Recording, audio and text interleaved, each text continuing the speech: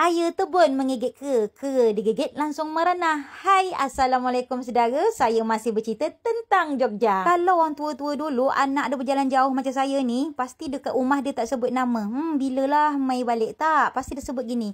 Bilalah dak semut tu balik rindu dengan budak semut tu. Sebab saya pernah dengar almarhum mak saya, almarhum bapak saya nyebut-nyebut macam gitu. Kadang mak saya kan, bapak saya kerja melaut, dia cakap dah bilalah si semut tu balik Kadang ada pemakan sedap dekat dalam sungkup. Tahu sungkup tu tudung saji. Ada pemakan sedap lagi tu, masak sedap. Jangan dihabiskan. Tunggu semut tu balik dari berjalan. Tinggalkan dia sikit. Gitulah. Tak tahulah saya kenapa alasan tu macam gitu. Saya pun tak tahu. Singkat cerita, sebelum kami balik ke penginapan kami di Malioboro, kami singgah kat sini. Apa nama tempat ni? Memang cantik pemandangan berdelau.